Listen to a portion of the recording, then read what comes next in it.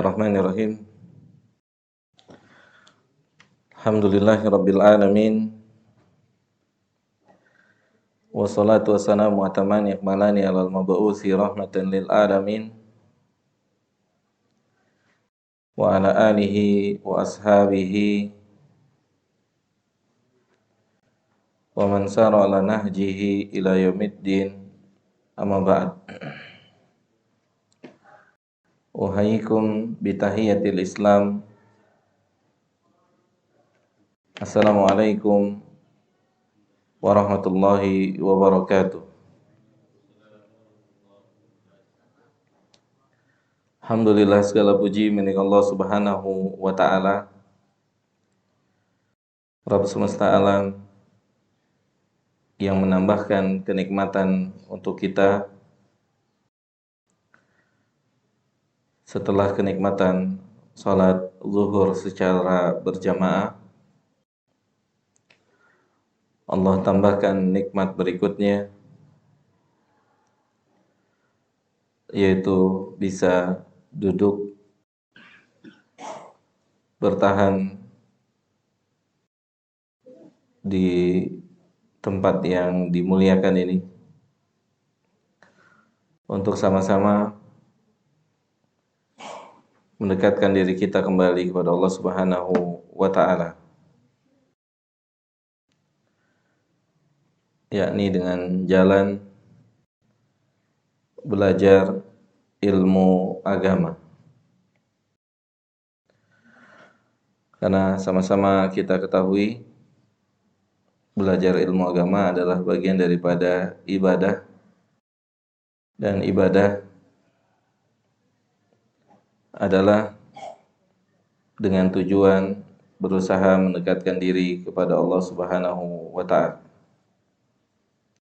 Kita bersyukur pada Allah atas nikmat ini, nikmat besar yang Allah berikan pada kita. Pada kesempatan siang hari ini kita akan mencoba menyimak hadis Nabi kita Muhammad sallallahu alaihi wasallam, yakni salah satu gambaran atau hadis ini menjelaskan salah satu gambaran isi hati dari sahabat-sahabat Nabi kita Muhammad sallallahu alaihi wasallam.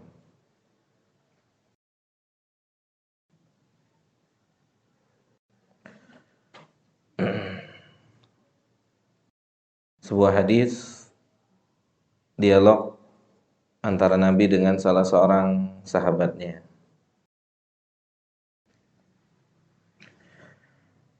Yakni sahabat tersebut bernama, atau sahabat yang mulia ini bernama Mu'ad bin Jabal radhiyallahu ta'ala anhu wa ardahu. Mu'ad mengatakan, atau Mu'ad pernah bertanya kepada Nabi sallallahu alaihi wasallam dengan pertanyaan yang menunjukkan Mu'ad adalah seorang yang memiliki hati yang memiliki cita-cita yang besar, cita-cita yang tinggi. Mu'ad bertanya kepada Nabi kita sallallahu alaihi wasallam, "Ya Rasulullah, ya Rasulullah," satu kesempatan yang tidak disia-siakan oleh sahabat Mu'ad bin Jabal hidup bersama Nabi kita Muhammad sallallahu alaihi wasallam. Dia bertanya, "Ya Rasulullah, akhbirni bi amalin yudkhilunil jannata." Ya Rasulullah, berikanlah informasi, berikanlah ilmu, berikanlah pengetahuan kepada saya tentang cara yang bisa saya lakukan yang bisa membuat saya masuk ke dalam surga Allah Subhanahu wa taala?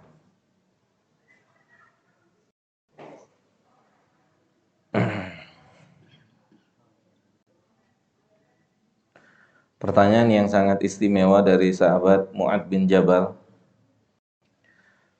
Jadi di antara buah ilmu, di antara buah daripada ilmu agama, cita-cita seseorang itu pun semakin tinggi. Ya, di antara buah ilmu agama, cita-cita seseorang itu semakin tinggi. Tentunya cita-cita tinggi itu adalah masuk surga Allah Subhanahu wa taala. Maka Mu'ad bertanya pada Nabi kita sallallahu alaihi wasallam tentang amalan yang dapat memasukkan dirinya ke dalam surga, dan tentunya pertanyaan ini pun berfungsi atau berguna untuk kita semua sebagai umat Nabi kita Muhammad sallallahu alaihi wasallam. Maka Nabi SAW mengatakan atau menjawab pertanyaan Mu'ad, bakhin. Kata Nabi kita sallallahu alaihi wasallam, laqad sa'alta an 'azimin. Laqad sa'alta an 'azimin. Sungguh engkau telah bertanya tentang pertanyaan yang sangat besar. Jadi pertanyaan ini agung. Kalau masih bertanya bagaimana caranya memperoleh kenikmatan dari kenikmatan dunia, maka ini adalah pertanyaan standar. Pertanyaan orang-orang awam. Orang-orang yang belum memiliki ilmu. Akan tapi jika Allah Ta'ala telah memberikan taufik kepada seseorang, maka dia akan cari tahu bagaimana caranya memperoleh kenikmatan yang tidak pernah putus, kenikmatan yang tidak pernah berakhir, yaitu tentunya kenikmatan yang ada di surga Allah Subhanahu wa taala. Kalau kita bertanya bagaimana punya A, bagaimana bisa punya B, bagaimana bisa punya C, atau daripada perbendaharaan dunia, maka Allah Subhanahu wa taala mengatakan di dalam Al-Qur'anul Karim bahwasannya apapun yang kita miliki atau perbendaharaan yang kita inginkan atau yang ingin kita miliki, semuanya itu akan binasa. Ya, semuanya itu akan binasa. Sebagaimana Allah menjelaskan dalam surah An-Nahl ayat ke-96, kata Allah Subhanahu wa taala, ma indakum yanfad, ma indakum yanfad.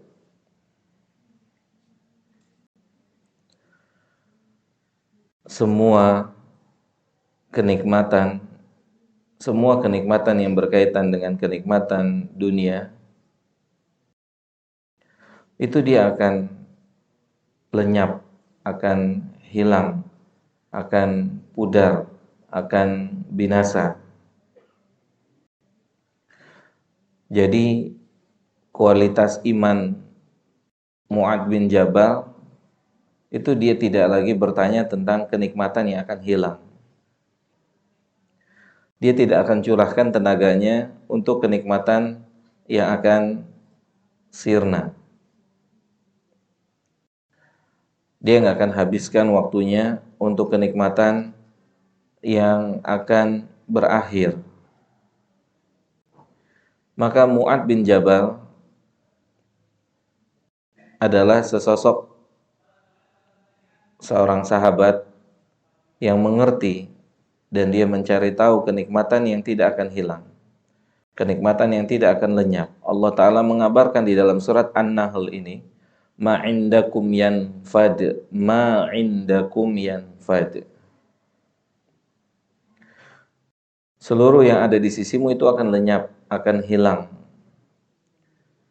Maka hendaknya sebagai orang yang diberikan akal oleh Allah Subhanahu wa taala memanfaatkan akalnya, menggunakan akalnya dengan baik, dan tentunya ketika seseorang mampu menggunakan akalnya dengan baik, maka dia akan berusaha mencari kenikmatan yang tidak akan pernah hilang, kenikmatan yang tidak akan pernah berakhir, kenikmatan yang tidak ada batas waktunya. Allah mengatakan wa ma indallahi bakin, dan seluruh kenikmatan atau seluruh yang ada di sisi Allah, seluruh yang dijanjikan Allah Subhanahu wa taala, seluruh apa yang ada di sisi Allah itu kekal dan tidak akan pernah sirna, tidak akan pernah lenyap. Oleh karena itu, inilah salah satu motivasi, ya, motivasi keluarnya pertanyaan dari seorang sahabat yang mulia, Mu'ad bin Jabal. Ya Rasulullah, dullani ala amalin.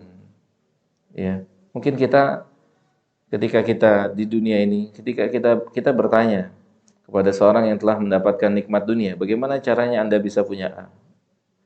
Bagaimana caranya Anda bisa punya B? Bagaimana caranya Anda bisa bekerja di instansi A? Bagaimana caranya Anda bisa bekerja di instansi B? Tapi pernahkah kita bertanya, pernahkah terbesit dalam jiwa kita, bagaimana caranya kita bisa masuk surga? Bagaimana caranya kita bisa memperoleh kenikmatan yang tidak akan pernah berakhir? Maka jamaah yang dimuliakan oleh Allah Subhanahu wa taala, itulah gambaran hati dan imannya Mu'ad bin Jabal. Ya, beliau bertanya pada Nabi kita Muhammad SAW tentang nikmat yang tidak akan pernah hilang, tentang kenikmatan yang tidak akan pernah berakhir. Maka beliau akan korbankan waktu beliau di situ. Maka beliau akan curahkan tenaga beliau di situ. Maka beliau akan kerahkan seluruh kemampuan beliau untuk mendapatkan apa yang ada di sisi Allah.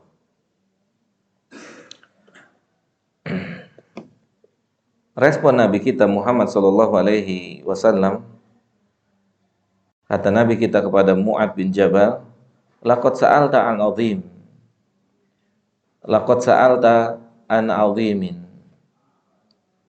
Sungguh luar biasa, sungguh agungnya pertanyaan Anda. Luar biasanya, ya, besarnya pertanyaan Anda. Cita-cita Anda sangat mulia. Laqad sa'alta an 'azimin. Apalah artinya kenikmatan dunia jika berakhir dengan kesengsaraan di negeri akhirat? Apalah artinya kenikmatan dunia jika tersisihkan atau jika tercampur dalam nikmat tersebut sebuah kenikmatan yang diharamkan? Apalah artinya kenikmatan dunia jika dia menjadi sebab, jika dia menjadi pemicu Allah Subhanahu wa taala akan menghukum kita di hari kiamat nanti? Apa jawaban Nabi kita Muhammad SAW kepada sahabat Mu'ad bin Jabal? Nabi mengatakan, wa huwa yasirun. Untuk merealisasikan, untuk menggapai apa yang kau tanya, apa yang kau inginkan itu mudah. Mudah. Untuk bisa masuk surga, untuk bisa mendapatkan kenikmatan surga, itu perkara yang mudah.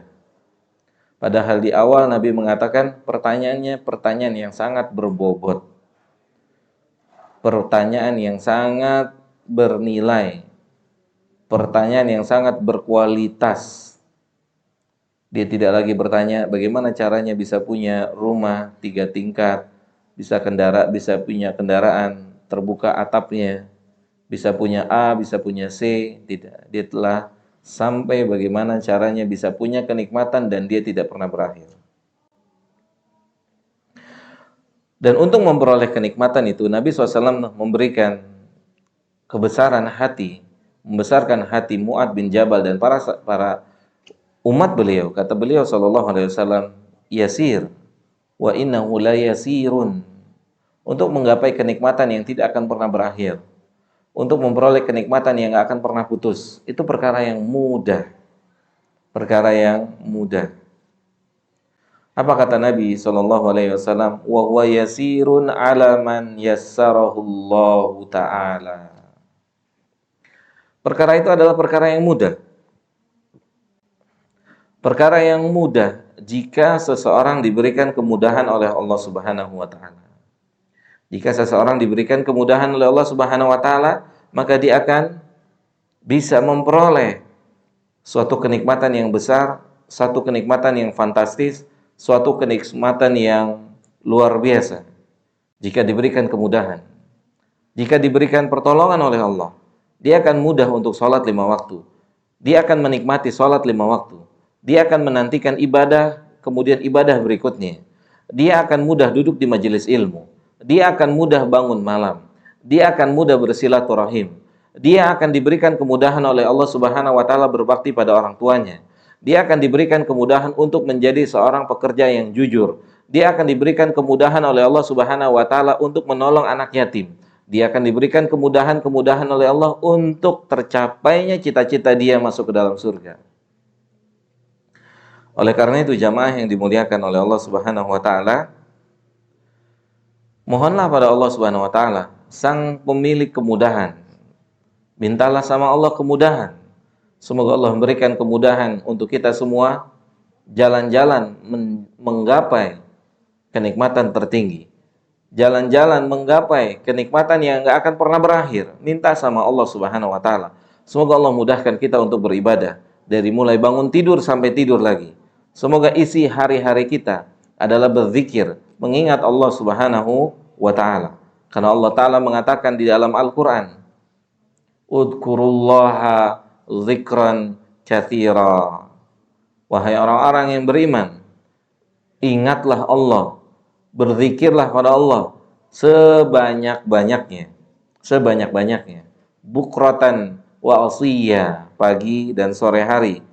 Isilah hari-hari kita. Allah memesankan kepada kita agar mengisi hari-hari kita dengan berzikir, mengingat pada Allah Subhanahu wa taala.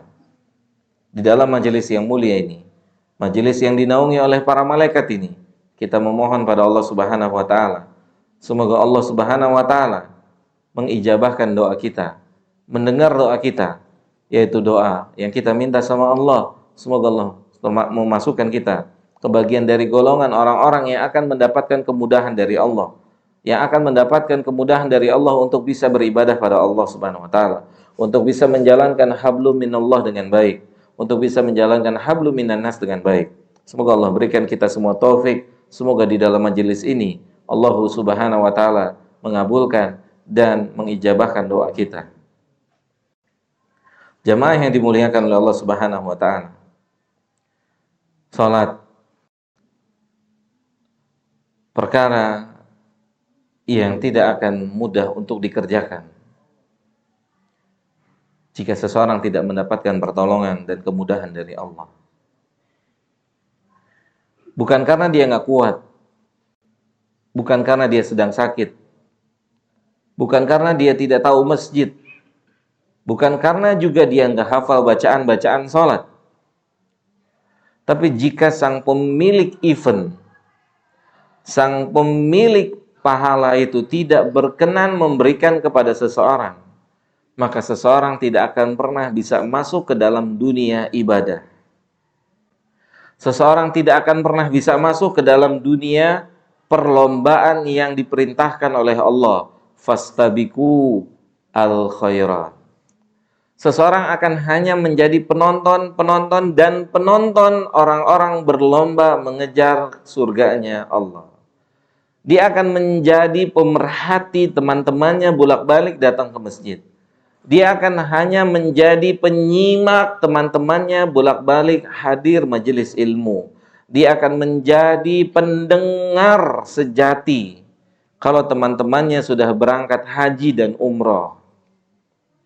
Maka jamaah yang dimuliakan oleh Allah Subhanahu wa taala,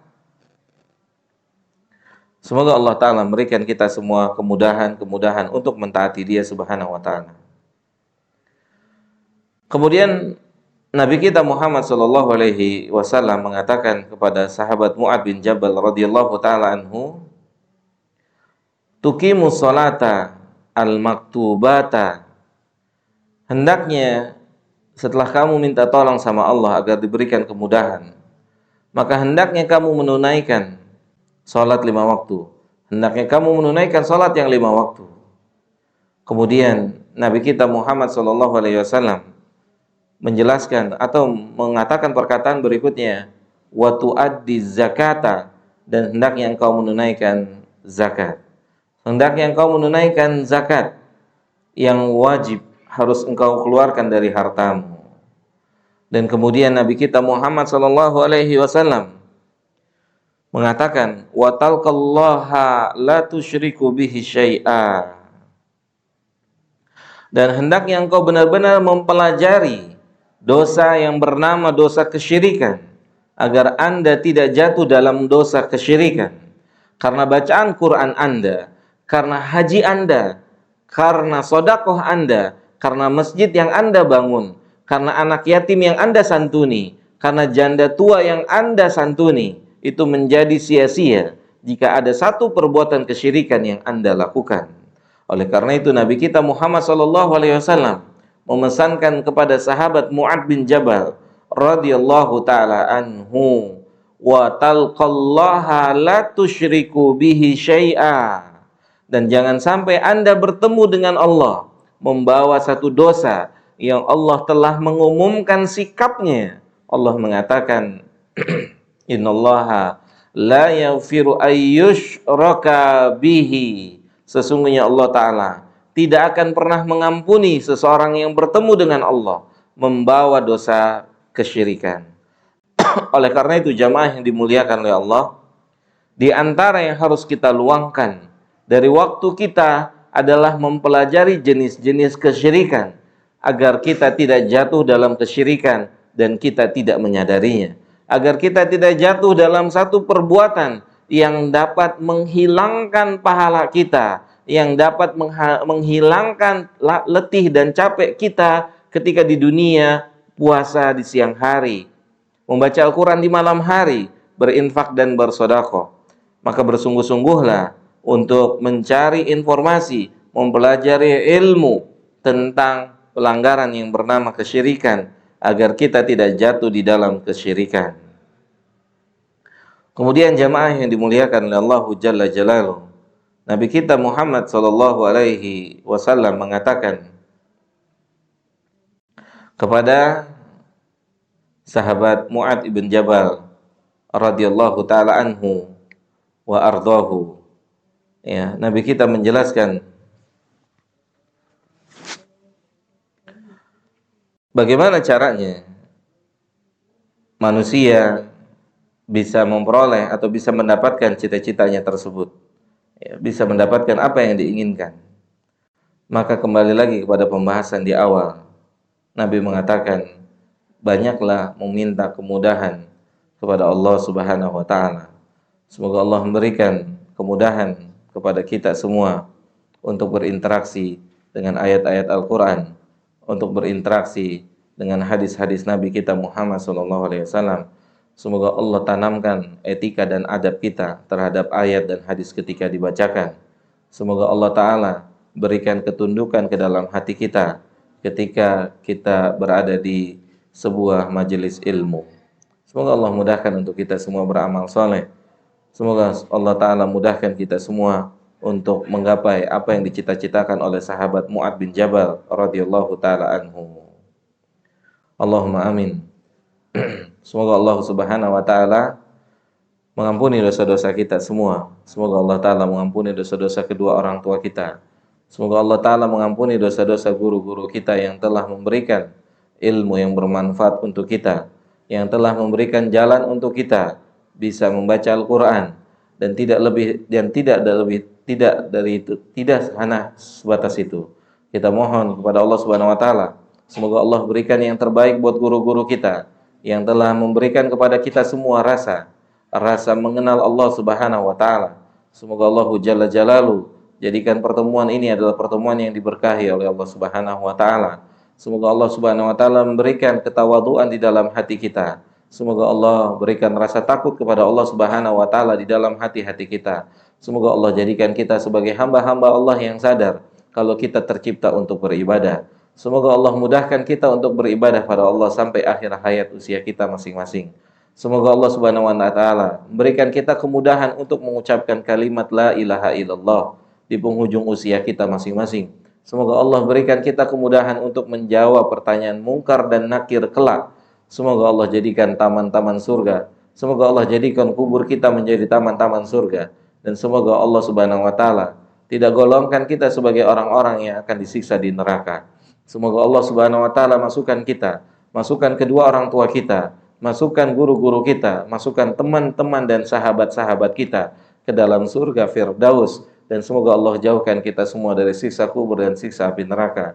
Semoga Allah Jalla Jalalu memberikan taufik kepada kita semua sehingga kita bisa memanfaatkan waktu-waktu yang masih Allah berikan pada kita untuk mengabdi dengan sebenar-benarnya mengabdi kepada Allah Subhanahu wa taala.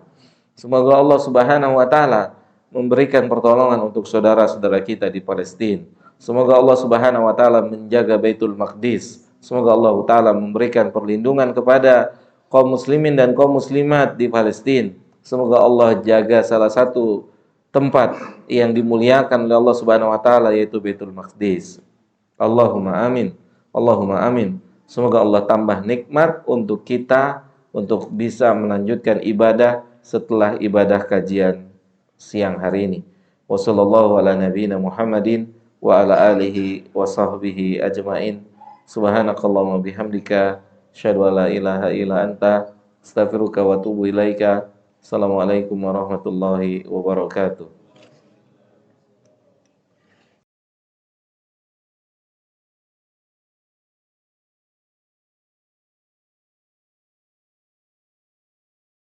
Subhanahu wa ta'ala, mau nggak saya kasih tahu kepada atau tentang sekelompok manusia, dia beramal, dia bukan nggak beramal. Mereka bukan tanpa amal. Mereka sholat, mereka puasa, mereka zakat, mereka haji, mereka umroh, mereka melakukan amal, tapi dia rugi. Tapi mereka rugi. Ya, mereka rugi, kata Allah Subhanahu wa ta'ala. Apa kata Allah Jalla Jalalu? Alladzina dhalla sa'yuhum fil hayatid dunya. Yaitu orang-orang yang sia-sia. Sia-sia, sholatnya sia-sia, puasanya sia-sia, ngajinya sia-sia, umrohnya sia-sia. Kenapa? Di antara penjelasan para ulama, karena kita tidak memperhatikan bagaimana cara diterimanya ibadah itu. Kenapa kita sangat fokus untuk masuk Kemenkes, bekerja sebagai karyawan di Kemenkes? Kita perhatikan persyaratannya, kita penuhi persyaratannya. Dari A sampai Z yang diminta, kita berusaha untuk memenuhinya. Kenapa untuk sebuah ibadah tidak mendapatkan perhatian yang begitu? Tidak mendapatkan perhatian besar.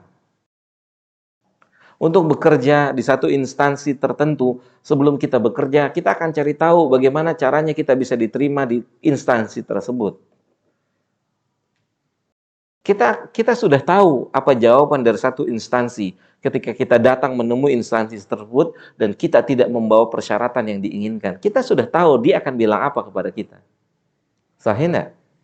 Kita sudah tahu sebuah instansi yang membuka lowongan pekerjaan. Kemudian kita hanya cari tahu instansi A membuka lowongan pekerjaan. Dan kita tidak cari tahu apa yang dibutuhkan, apa persyaratan yang diinginkan. Tiba-tiba kita datang, ternyata tidak ada pada kita semua persyaratannya. Ternyata kita bukan pemilik persyaratan yang diinginkan oleh instansi tersebut. Mohon maaf, persyaratannya S3. Mohon maaf, persyaratannya teknik sipil. Dan Anda bukan teknik shift. Maka ini yang disebut dengan perbuatan yang sia-sia. Sampai mendengar sebuah berita bahwasannya di Jakarta di satu instansi tertentu ada lowongan pekerjaan dengan gaji yang sangat fantastis, 1 bulan 100 juta misalnya. Sangat fantastis. Jauh dari mana? Lombok misalnya, jauh dari Kalimantan misalnya. Dia datang ke Jakarta, dia tidak cari informasi detail bagaimana caranya bisa jadi karyawan yang punya gaji 100 juta itu. Tiba-tiba dia datang ke situ. Tanpa mencari informasi yang jelas. Jangankan 100 juta, dikasih kopi juga enggak.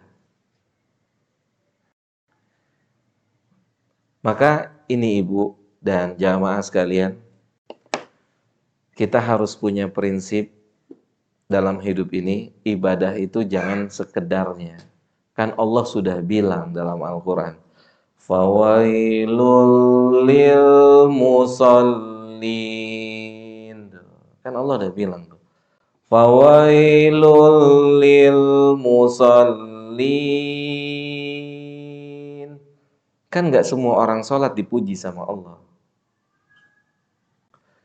Kalau sholat itu semau-mau kita, sesuka kita, kita mau sholat jam berapa, kita mau sholat mau pakai baju apa, kita mau sholat di mana, sesuka hati kita. Terus apa yang mau kita dapetin dari Allah? Sementara Allah bilang, Fawailul lil musallin alladzina hum an salatihim sahun alladzina hum yura'un.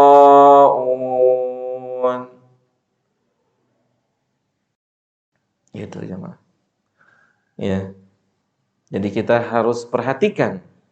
Yang harus kita perhatikan yang pertama adalah keikhlasan kita. Yang harus kita perhatikan adalah keikhlasan kita. Dan ikhlas saja tidak cukup. Ikhlas saja tidak cukup. Ustadz, saya ikhlas kok sholat asar menjelang maghrib. Ustadz, saya ikhlas kok sholat seminggu sekali hari Jumat. Ustadz, saya ikhlas kok menuntut ilmu setahun sekali. Ikhlas aja nggak cukup. Ikhlas butuh pendamping, penyempurna, yaitu sesuai dengan petunjuk syariat. Bagaimana Allah pemilik syariat itu menginginkan syariatnya dikerjain. Apa kata Nabi SAW? Khudhu anni manasikakum. Yang penting umroh ke tanah suci, mau mikotnya di mana juga nggak usah jadi masalah. Jadi saya mau umroh, tapi saya mau ganti ihramnya nanti aja di depan Ka'bah, biar nggak ribet. Jadi kalau harus buka baju, mohon maaf, buka celana dalam, cuman pakai bawahan dan atasan, sarung bawah, sarung atas, itu saya rasa ribet deh. Jadi mendingan saya pakainya nanti aja begitu di hotel.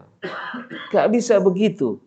Punya aturan, punya cara mengerjakannya. Dan Allah telah menetapkan. Orang yang mau umroh, dia harus ihram di mikot. Gak bisa sesuka dia. Gak bisa semau dia. Dia mau mikot di mana aja sesuka dia. Maka setelah ikhlas kita harus koreksi. Ini sesuai dengan petunjuk Allah cara mengerjakannya atau tidak?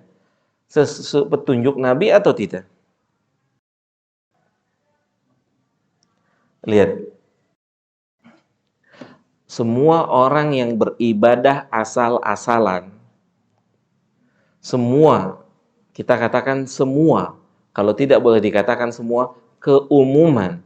Orang yang ibadahnya asal-asalan itu dasarnya prasangka kalau ibadahnya akan berguna.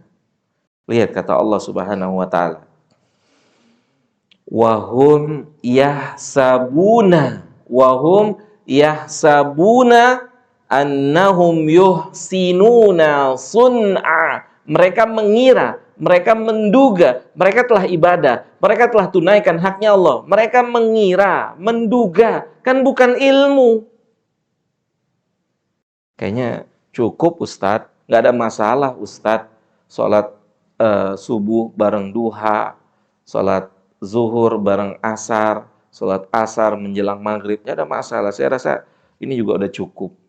Ini kan bukan dibangun di atas ilmu, tapi dibangun di atas apa? Prasangka. Cukup. Saya rasa nggak ada masalah pakai celana dalam ketika sedang ihram. Nggak ada masalah buat laki-laki pakai celana dalam. Itu prasangka dia, nggak ada masalah. Tapi dalam Islam masalah. Karena dia melanggar ketentuan. Lihat kata Allah, yahsabuna. Mereka hanya menduga kalau yang mereka kerjakan itu benar. Yang mereka kerjakan itu baik. Gitu. Yang mereka kerjakan itu sesuai dengan maunya Allah. Padahal yang mereka kerjakan itu tidak sesuai dengan maunya Allah. Tapi yang mereka kerjakan sesuai maunya siapa? Maunya dirinya sendiri. Tidak bisa. Kata Allah Jalla Jalaluhu, "Wa hum yahsabuna annahum yuhsinuna sun'a." Kalau yang mengira, yang menduga amalnya itu adalah baik saja celaka, bagaimana orang yang sudah tahu kalau amalnya itu adalah jelek? Kayaknya yang mengira saja celaka besok. Bagaimana orang yang sudah tahu kalau amalnya itu jelek, yang mengira aja celaka?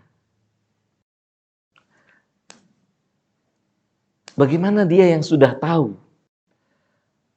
kalau sholat nggak khusyuk itu celaka?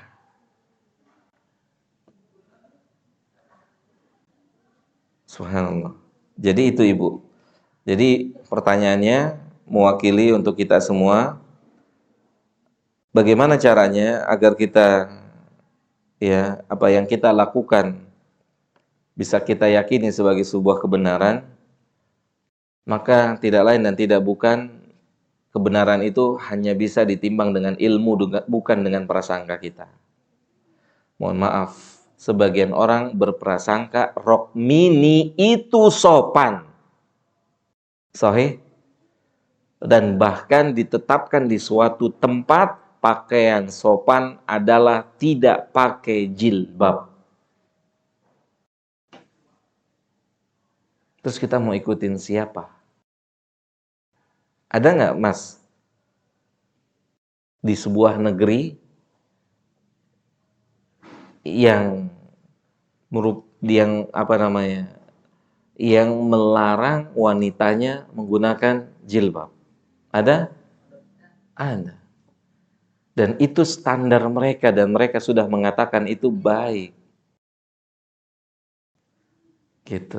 Jadi ibu-ibu, bapak-bapak semua yang dimuliakan oleh Allah, dan saya juga sang pembicara, hendaknya kita semua setelah mengikhlaskan seluruh amal kita, berusaha mengikhlaskan seluruh amal kita, kita patut cross check amal kita sesuai dengan maunya Allah atau maunya kita. Itu harus kita cross check. Karena jika amal sesuai dengan maunya kita, bisa jadi kita besok menjadi bagian dari ayat ini yang akan merugi dengan amal kita. Bisa jadi kita menjadi bagian dari orang yang hanya capek, letih. Allahu ta'ala a'la wa'alam. Jadi makanya sahabat Mu'ad itu minta arahan sama Nabi SAW. Bagaimana caranya bisa masuk ke dalam surga? Dia minta arahan apa aja yang harus dilakukannya. Ya, tentu urusan keikhlasan adalah urusan pribadi masing-masing. Tapi sesudah itu seseorang harus mencari tahu dan mencari informasi, atau dengan bahasa pendidikan harus belajar ilmu agama. Wallahi, belajar ilmu agama itu wajib hukumnya. Wajib. Seseorang akan merasa bodoh jika dia dekat dengan ilmu. Dan seseorang akan merasa pintar jika dia jauh dari ilmu. Seseorang akan terus merasa bodoh jika dia berdampingan dengan ilmu. Karena ilmu akan menelanjanginya kalau dia itu adalah orang bodoh. Dan jika seseorang jauh dari ilmu, maka dia akan ditipu oleh syaitan dengan mengatakan Anda telah berilmu. Semoga Allah berikan taufik untuk kita semua. Saya rasa cukup sampai di sini. Mudah-mudahan satu pertanyaan bisa memberikan manfaat untuk kita semua. Wassallallahu ala nabiyina Muhammadin wa ala alihi wa sahbihi ajmain. Subhanakallahumma bihamdika asyhadu an la ilaha illa anta astaghfiruka wa atubu ilaika. Assalamualaikum warahmatullahi wabarakatuh.